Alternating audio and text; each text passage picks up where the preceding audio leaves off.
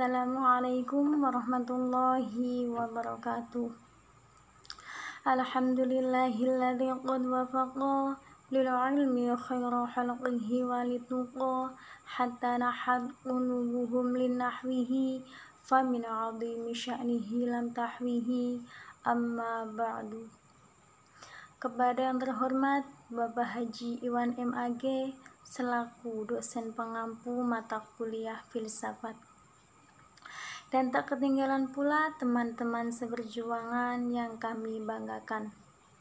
Pertama-tama dan yang paling utama, marilah kita panjatkan puja dan puji syukur kehadirat Allah Subhanahu wa Ta'ala yang telah melimpahkan kenikmatan kepada kita semua, sehingga pada kesempatan kali ini kita bisa melaksanakan kegiatan belajar mengajar walaupun via online.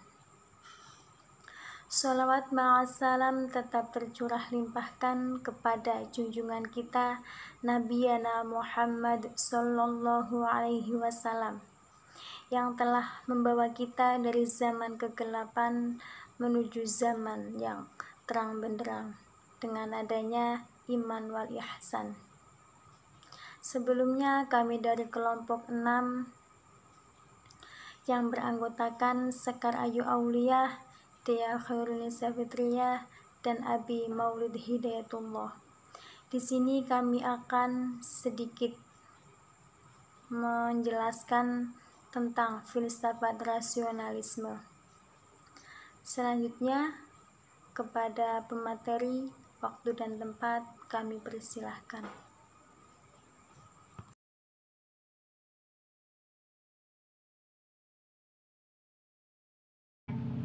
Baik, saya Sekar Ayu Aulia akan menjelaskan tentang rasionalisme. Secara etimologi, rasionalisme berasal dari kata bahasa Inggris rationalis. Kata ini berakar dari kata bahasa Latin ratio yang berarti akal. Sedangkan secara terminologi, rasionalisme adalah suatu kaidah penyelidikan dan uji kaji yang menyatakan bahwa akal adalah sumber pengetahuan atau paham filsafat yang terpenting dalam memperoleh pengetahuan dan mengetes pengetahuan. Baiklah, selanjutnya adalah rasionalisme terhadap ilmu pengetahuan. Dalam bidang filsafat, rasionalisme adalah lawan dari empirisme dan sering digunakan dalam menyusun teori pengetahuan. Hanya saja empirisme menjelaskan bahwa pengetahuan diperoleh dengan jalan mengetahui objek empirisme, sedangkan rasionalisme mengajarkan bahwa pengetahuan diperoleh dengan cara berpikir. Pengetahuan dari empirisme dianggap sering menyesatkan, adapun alat berpikir adalah kaidah-kaidah yang logis. Jadi, kalau demikian rasionalisme dan empirisme harus selalu disatukan agar senantiasa saling melengkapi antara satu dengan yang lain. Seperti kita diketahui bahwa logika adalah kaidah-kaidah berpikir, subjeknya akal-akal rasional, dan objeknya adalah bahasa. Terima kasih. Selanjutnya adalah humanisme dan ateisme. Humanisme dipusatkan pada masyarakat atau manusia. Meskipun begitu, ada perbedaan dengan kedua bentuk tersebut. Rasionalisme tidak mengklaim bahwa manusia lebih penting daripada hewan atau elemen alamiah lainnya. Ada rasionalis yang dengan tegas menentang satu filosofi humanisme yang antroposentrik. Sedangkan ateisme adalah suatu keadaan tanpa kepercayaan akan adanya Tuhan atau dewa-dewa. Rasionalisme tidak menyatakan pernyataan apapun mengenai kodonya dewa-dewi, meski ia menolak kepercayaan apapun yang hanya berdasarkan iman. Selanjutnya yaitu pembagian rasionalisme. Di sini disebutkan bahwa rasionalisme itu dibagi menjadi dua. Yang pertama dalam bidang agama dan yang kedua dalam bidang filsafat rasionalisme. Di dalam bidang agama, rasionalisme biasanya digunakan untuk mengkritik ajaran agama, sedangkan di dalam filsafat rasionalisme biasanya digunakan sebagai teori ilmu pengetahuan. Oke, saya Abi Maulid Hidayatullah akan menjelaskan mengenai tentang tokoh-tokoh rasionalisme. Nah, tokoh yang pertama yaitu René Descartes. René Descartes itu lahir pada tahun 1596. Nah, beliau meninggal pada tahun 1650. Berarti beliau itu kisaran 54, kisaran 54 tahun, berumur 54 tahun selama hidup. Nah, beliau juga selama hidupnya itu memiliki karya buku yang sangat luar biasa. Bukunya yang terpenting di dalam filsafat murni ialah Discours de la Méthode, itu pada tahun 1637. Nah, dan juga Meditations atau pada tahun 1642. Kedua buku ini saling melengkapi satu sama lain. Di dalam buku-buku inilah ia menuangkan metodenya yang terkenal itu, metode keraguan Descartes atau Cartesian doubt. Metode ini sering juga disebut cogito Descartes atau metode cogito saja. Nah, untuk selanjutnya yaitu Nicolas Malebranche, yaitu beliau lahir pada tahun 1638 dan meninggal pada tahun 1775. Yang selanjutnya adalah Spinoza.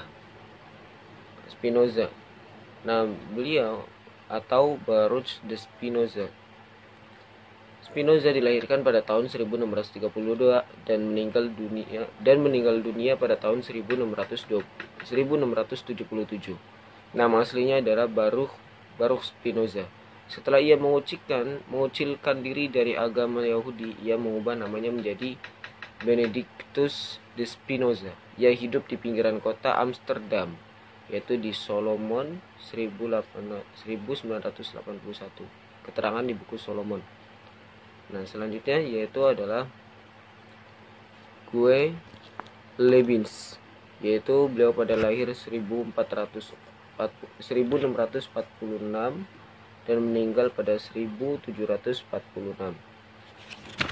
Berarti. Nah, Leibniz atau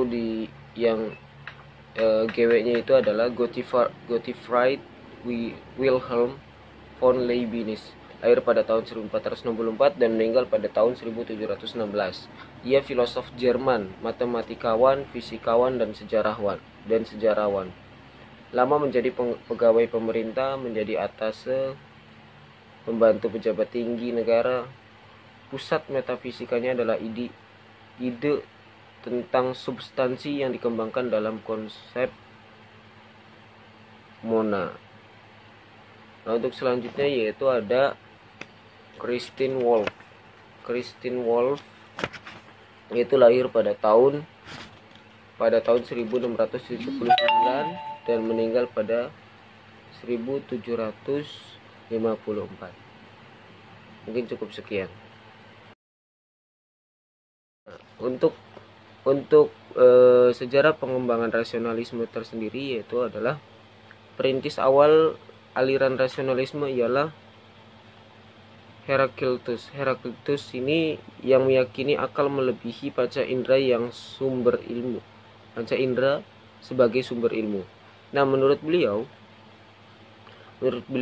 akal manusia boleh berhubung dengan akal ketuhanan yang memancarkan sinaran cahaya Tuhan di dalam diri manusia.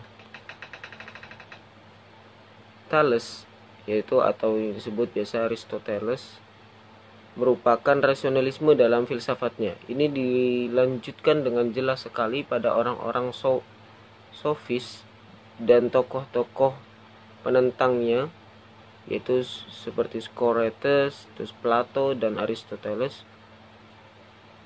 Pada zaman pertengahan, rasionalisme Yunani berkembang di tangan tokoh-tokoh Socrates, Plato dan Aristoteles. Rasionalisme mencapai zaman kepuncaknya pada zaman Aristoteles yang berusaha menangkis serangan pemikiran Sophasto Ion.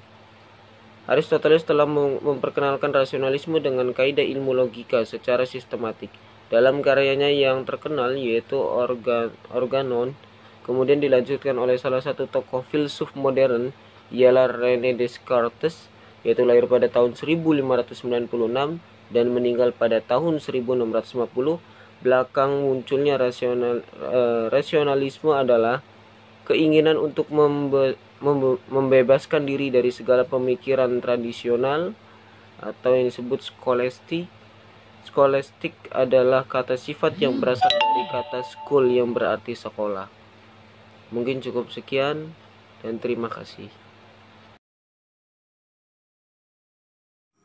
Baiklah, di sini saya akan menyimpulkan penjelasan-penjelasan yang sudah dijelaskan di atas. Jadi yang dinamakan aliran filsafat rasionalisme adalah suatu aliran filsafat yang meyakini bahwa akal adalah sumber dari segala pengetahuan.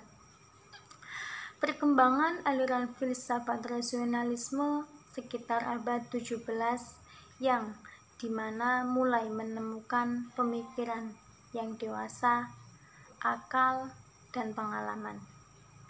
Perintis aliran filsafat rasionalisme yaitu Heraklitus.